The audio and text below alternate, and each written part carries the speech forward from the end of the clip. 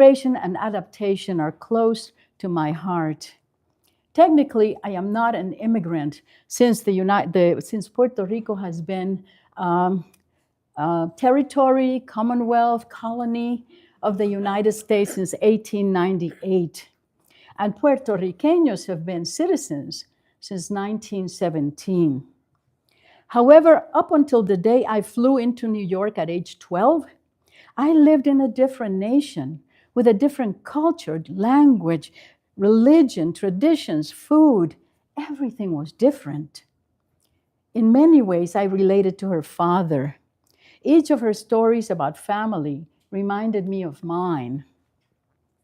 After that introduction, I met Lauren at various events around town in our poetry community and have been fortunate to participate in many workshops where she very generously helps us community poets hone our craft. Lauren served as Poet Laureate of New Mexico from 2022 to 2025.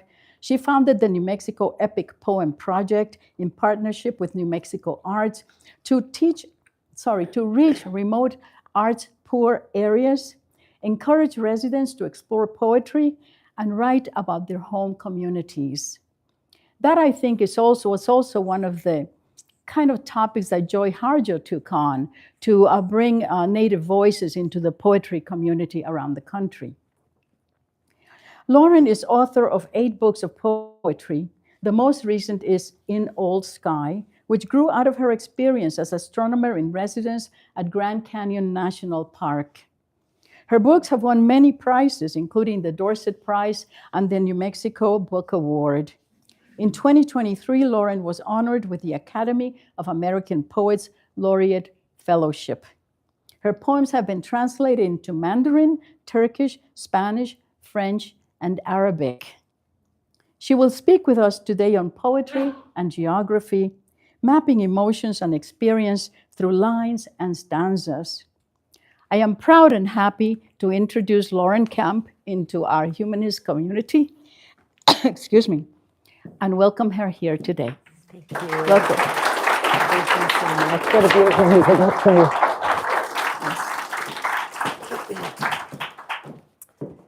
Thank you, Sylvia. I didn't know that it was the conversation on women's focus. Interesting. Good morning, everyone. It's delightful to be here. I was last in this room, only once in this room, for a panel for the Chichara Poetry Slam Festival. Not quite sure I have all those words in the right order. And it was a beautiful panel. I don't know if anyone was here for that. Yes, okay. Have you ever been able to see everything? William Faulkner wrote, "Literature has the same impact as a match lit in the middle of a field in the middle of the night. The match illuminates relatively little, but it enables us to see how much darkness surrounds it." For me, poetry gives me a chance to notice not everything, but something, and not necessarily visually, but maybe orally or texturally or through some other sense. It gives me the ability to pay attention to something specific, whatever I want, and whatever catches me. And I might be in the same place as each of you, and you might each see or feel or hear or understand or be curious about something entirely different. And that really appeals to me, that poetry is not one for all, we all have the same experience. So as Sylvia said, my talk, it's a very casual talk, is the theme is poetry and geography, mapping emotions and experience through lines and stanzas.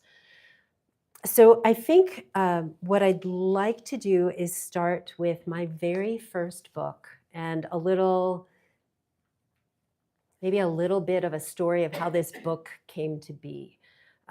I came to New Mexico in 1994. I got married the year after. I arrived with no job, with a person I loved, and no job and no house, and parents who were quite worried about this plan that I had.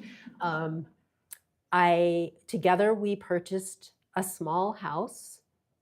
Keep in mind, I had no job. We purchased a little house on the outskirts of Santa Fe County. One-bedroom house. We still live in it. And we got jobs. We got lots of jobs. And we were freelance writers for a long time. I came to New Mexico from a career first in public relations and then working for a magazine. And so writing articles, editing. Pretty quickly after I got to New Mexico, I started making visual art, which I did for a good long time. I was deeply devoted to that and immersed in that. At some point along the way, I wrote these things that went along with the visual art for exhibits as the work traveled.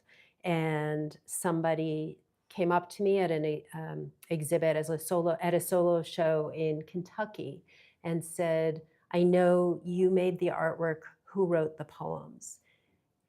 And I said, looked around this big room with all my artwork that I had worked on for 10 years. And I said, "There are no poems here."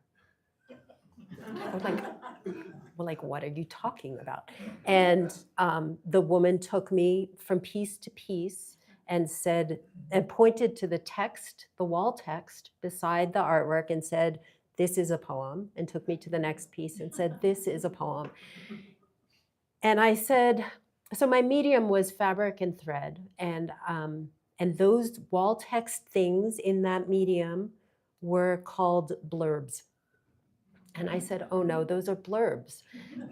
She said, "Oh no, those are poems."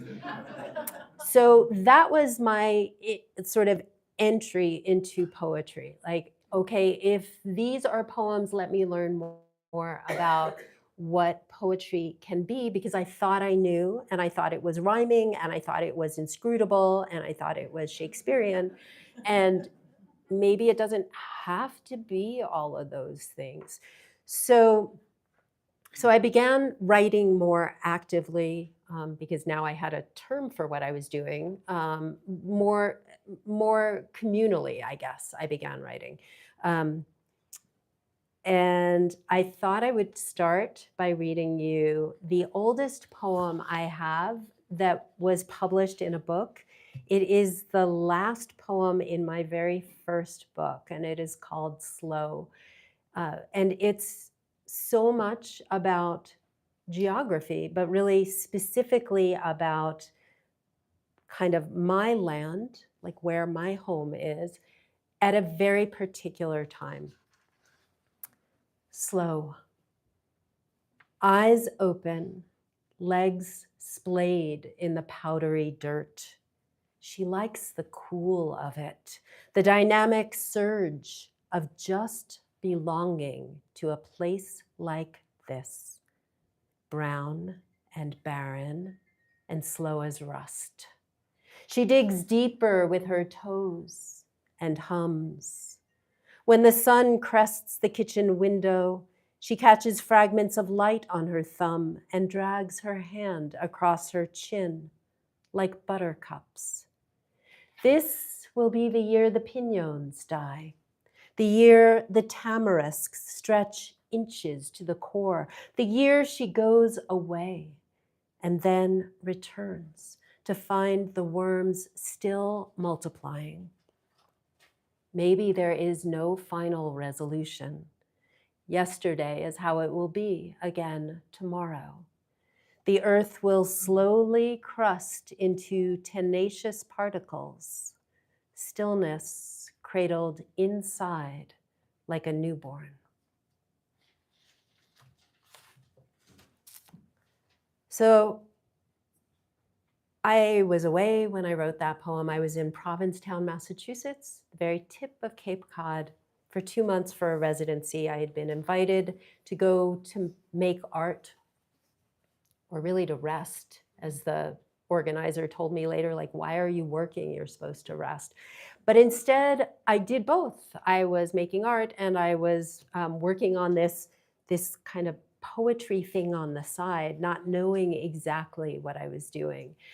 And that not knowing has been how I've done everything really in my life, but also how I've done every creative art, and how like it serves me to not know, to not have an exact approach to something, to have to learn it, to have to relearn it, to have to reshape it, and to find out later, oh, this is an actual thing, people do this. But not to be taught a specific way something is to happen, but to hear my own voice, to understand my own color schemes, to understand what I want from the music of my writing or the silence.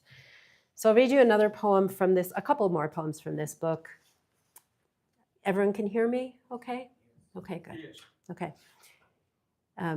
My first year.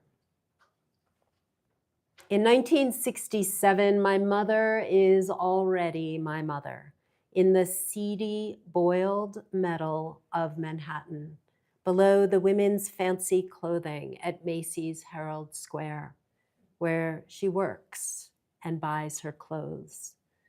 In 1967, my mother has stopped her cigarettes. The US blasts through operations Latchkey and Cross Tie with tests named Bourbon, Persimmon, Fizz, Cerise, and Polka.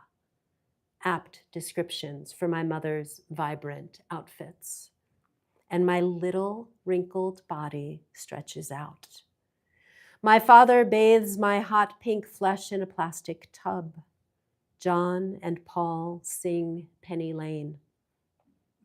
We wander to the park at 4th and Waverly, my mother in coral bell-bottoms and a yellow blouse. Returning home, she sips rosé, satisfied.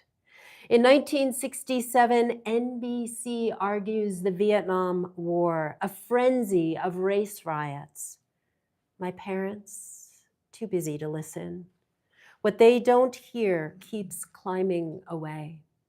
My father watches the first Super Bowl as a married man. Peggy Fleming skates in a formal ice rink dressed in pink, my mother's eyes entranced. My mother buys a charming pea coat for her 5'10" frame. Sex oozes onto streets and down alleys. Neil Armstrong practices landing on the moon. In 1967, everyone drops acid while my father goes to work. From the couch, my parents watch Milton Berle. My mother lands in the city of humor and stays there smiling as the show keeps ending. In 1967, my mother drags my cradle to the TV set. Fred Rogers walks us through the neighborhood, and my mother grits her teeth. Fred teaches make-believe while my mother organizes her pretty clothing. What is happening isn't happening in my house.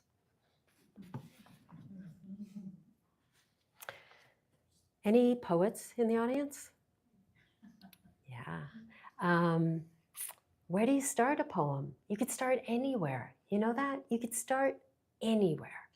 So, you know, I could have started that poem with the year. I could have started that poem with how much I remembered my mother disliking Mr. Rogers' Neighborhood. You know, you could start anywhere. And ideally, if you are going to start a poem, start it without knowing exactly where you're going. Or start it with knowing exactly where you're going and being willing to take a side path off that destination, to go somewhere else, to learn something else. So I've read from this book a lot of times, and not very recently. So it's kind of exciting to come back to it. But I thought I would read a poem that I have not read in a very long time. It's in 4 parts. It's called How the Sun Opens Us, Even in Winter. Because here we are heading into winter. It is, so as I said, it's in 4 parts. And when I get to the second part, it mentions a little boy of 4. And he's about to turn 30, so well, a long time. How the sun opens us, even in winter. Singed. Walking along the upper tier, I turn a corner and pass above a perfect swelling gleam. 100 sorority girls with long blonde hair. Talking at once, a continuous fierce wave, the sway of their voices stronger and more illuminated than any other sound in my world. I am drifting this day and, lucky, move into the rays of that single shaft of ecstatic light, the elemental pitch of their tongues rising up, blistering and piercing even the floor on which I stand. I abandon any destination, gaze straight down at the sparkling blaze, watch as they move luminous and golden through the cold open room, scattering and radiating light so it glitters and hums in a corona of energy. I love those women then, all of them at once. So yellow they are, so tempting. The pollen of their voices distracting, so intense it steals over the body almost more than I can bear. But I cannot turn away, looking, looking, until my eyes burn. The sun blur. One afternoon, my nephew and I walk the concrete path around his house. He keeps rushing ahead, quickening, his appetite for himself unending. Surprised, the boy of 4, that the sun walks over us and that we always return back to it. He loves the heavy cloud his shadow casts, and I do too. The vague bluster, the dark smear of him on sidewalk, the stretched body of his small form becoming and disappearing again in migrant light. There is too much excitement, and he cannot find enough. We hurry forward to look again, to see how it is done, how light is slurped up by darkness. Sunrise on my birthday.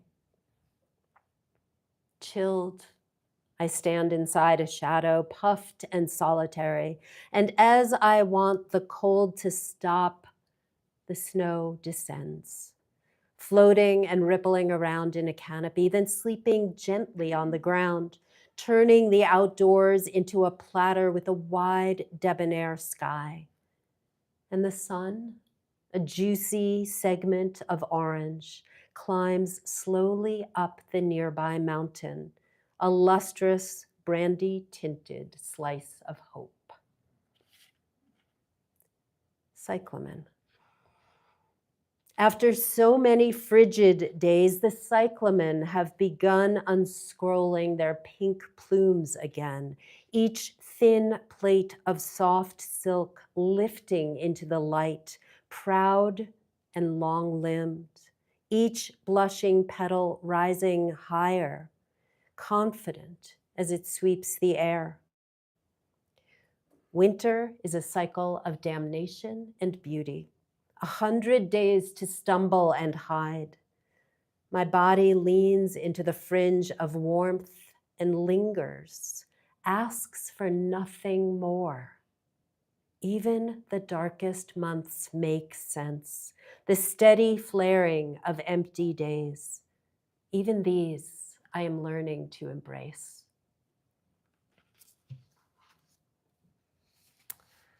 I think of poetry as a real feast for the senses, offering a way to bring the past toward the present and to see the whole world from the perspective of the unknown. And going back to some of these poems from a long time ago now. They were in a book that came out in 2010, but they had been worked on for, maybe 8 or more years before then. Seeing some of them now and the lessons they had for this me then it's really appealing. Like, to read that line about the darkness and then to realize I spent a month studying the darkness very avidly. It's just interesting looking. It's like looking back at old journals, but in a different way. And that's the thing. When I was a kid, I'm not a diary keeper. I'm not a journal keeper.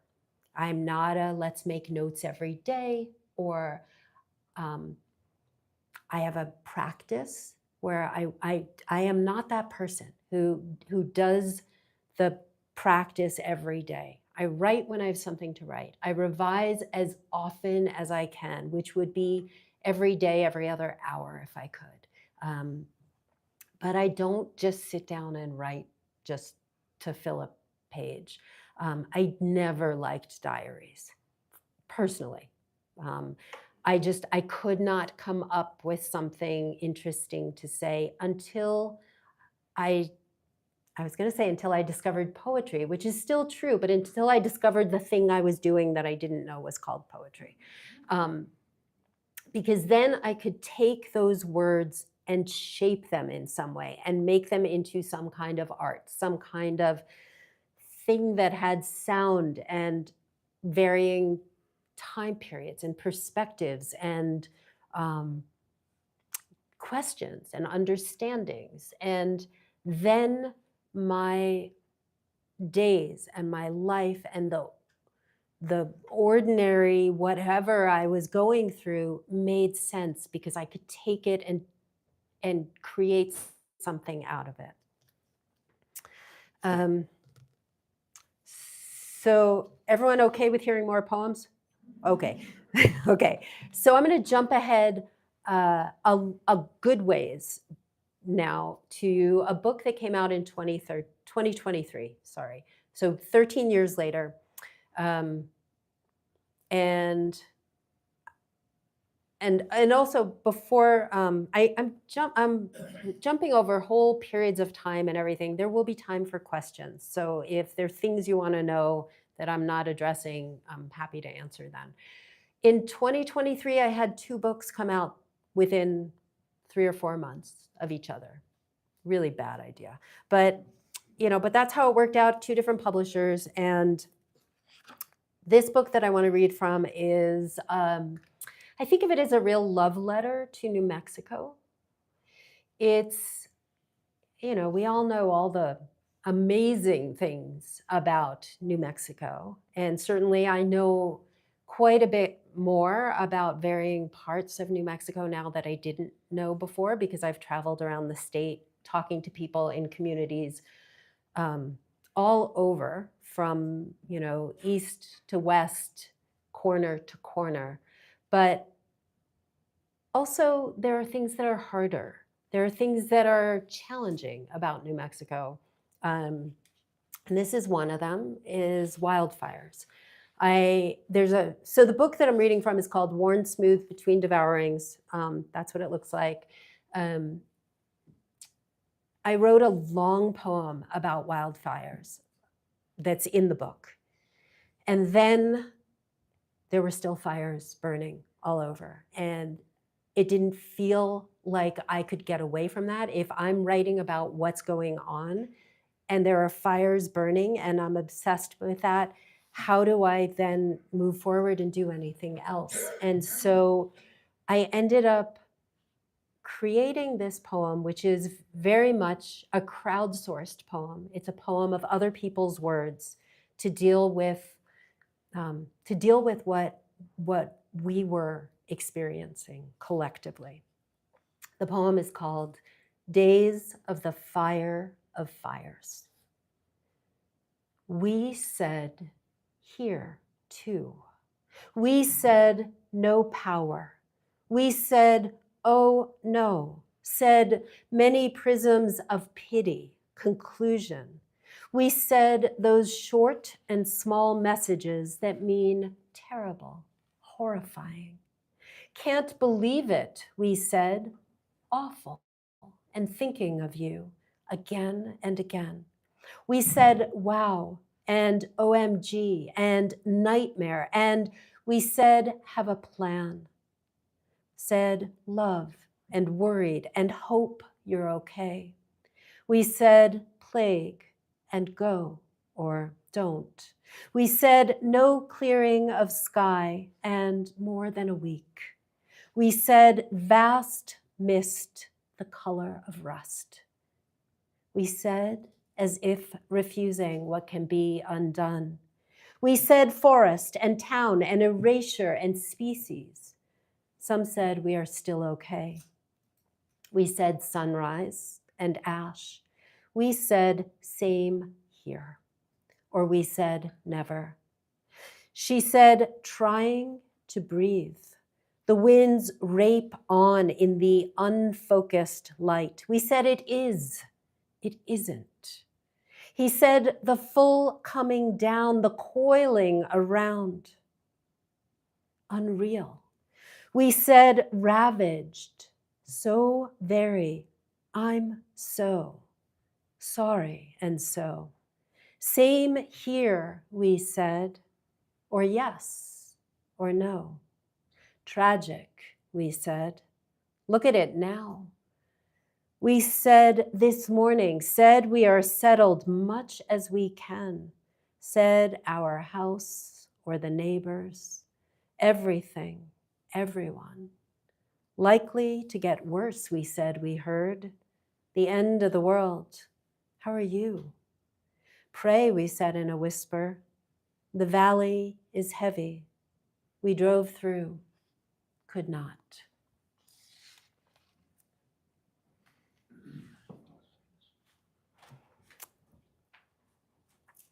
So I mentioned that I came to poetry from a career as a visual artist. Visual art taught me so much. I also did that as a self-study. At the same time, well, I guess I should throw this in here. The major project I made while I was making visual art, or the first major project I made, was a series of jazz musicians made of fiber. And I worked on that for, I don't know, like 12 years.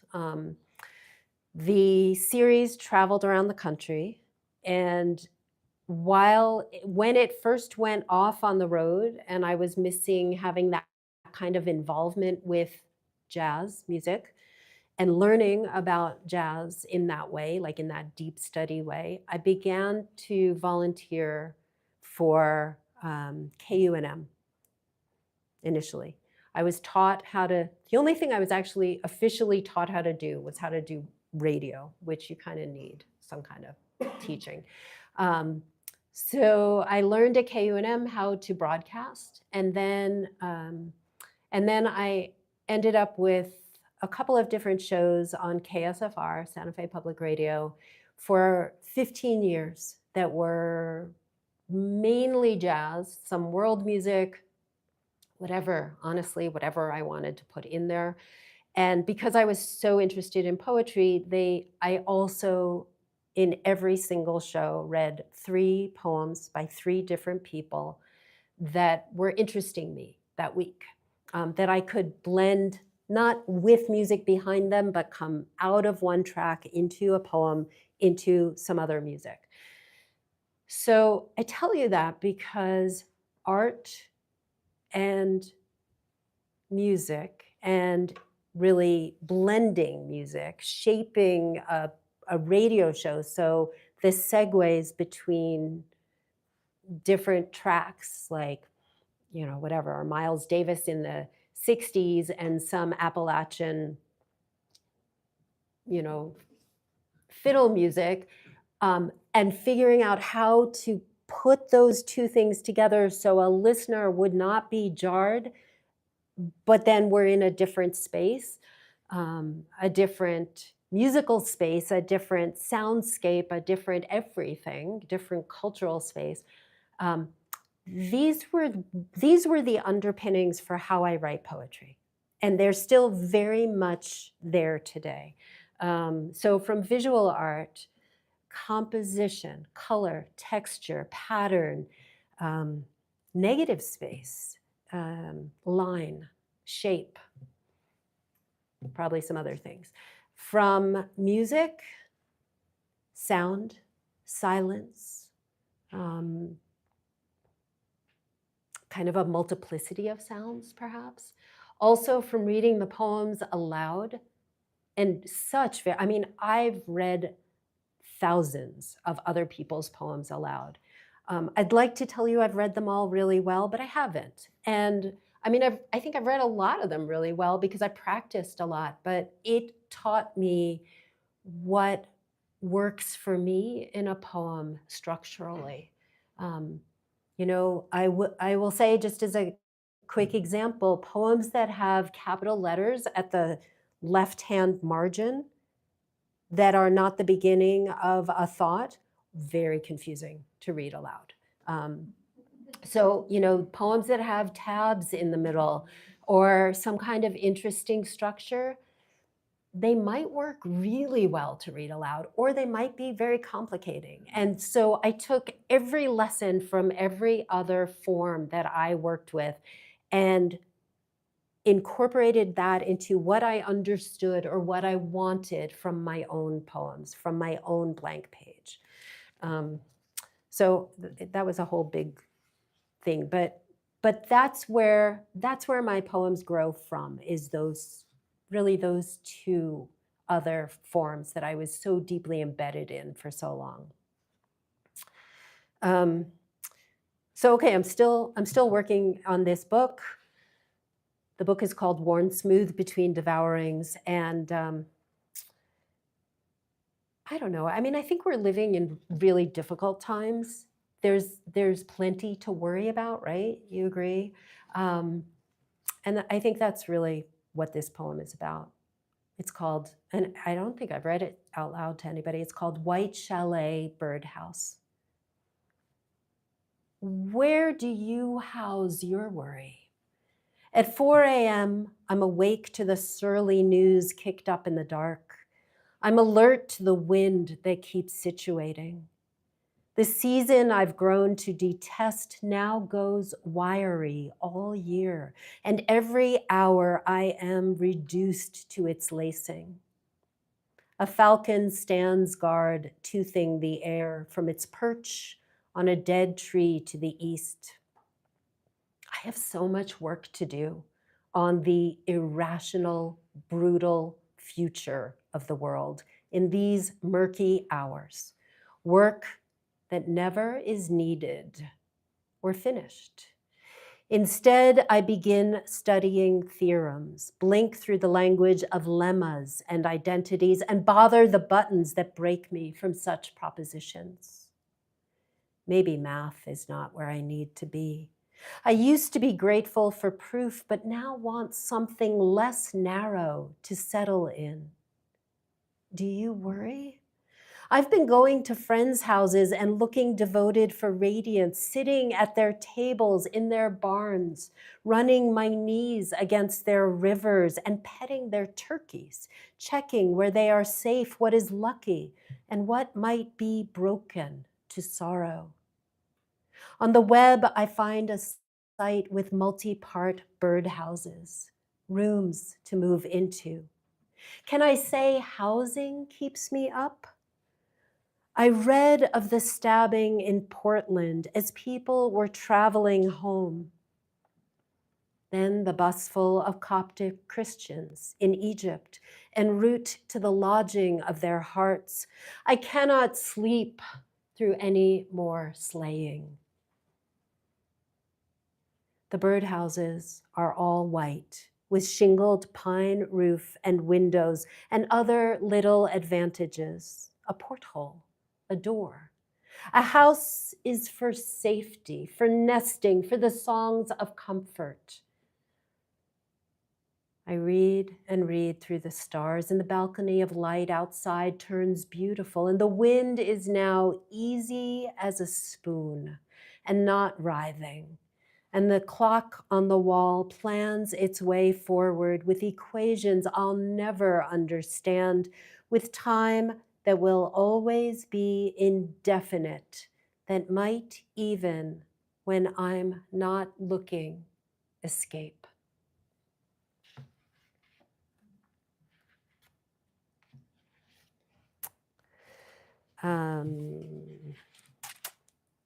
Sylvia mentioned a book that I don't have up here, though it is out there on the table. In, I don't know, maybe, 14 years ago, I started wanting to write about I started thinking about my father's childhood and wondering why I had no real information on why he and his family came around the world, across many, many, many miles, great distance, to a different language, a different everything. He only told me when they arrived in the United States. He came from Baghdad, and I thought it would be great to write about his childhood. And I thought I would just ask him, he would answer, and I would put it through my poetry filter and write poems about it. But it didn't go anything like that because he didn't answer, ever. He would not answer. And so, so I ended up kind of moving around the edges, giving up, coming back in, working with what I had to work with, which was food and ritual and language. Even though I didn't understand the language, I understood the sound of the language. His silences, maybe faith and miscellaneous other things. And also the emptiness, the places I did not know.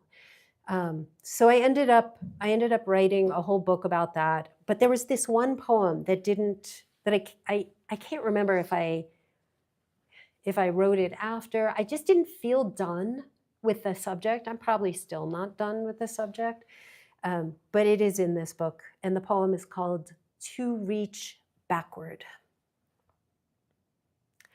Back in Arabic, my uncles pitched time to its simple anchor of wounds. I couldn't mine their shifts, the crisp industry of anger, so I tunneled through food, which was plentiful, on white plates that ached from the buttery weight. We were in the basket of another Friday in the suburbs. My grandmother in full apron and arthritic fingers. She heard no compliments, unless you count how well I ate lamb's tongue, which she'd stewed for an hour. The food came as history told her to make it. The food came with its vermilion river of beets. The food, spiced and rich, with its lost location, that food. How long were we still hungry? Each bite, loud noises. Remember how the room hummed, the voices swaying the ceiling.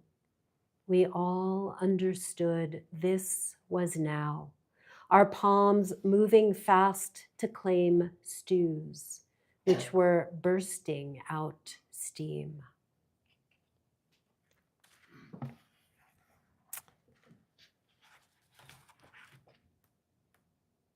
I heard that there has to be a break in here somewhere.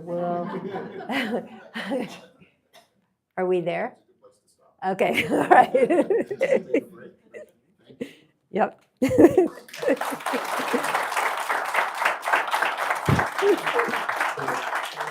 Our traditional 7.5 time unit, like minutes, break, and come back, and Okay. I think you're prepared to answer questions Uh-huh. or have a conversation. So, Yeah. yeah. The restrooms are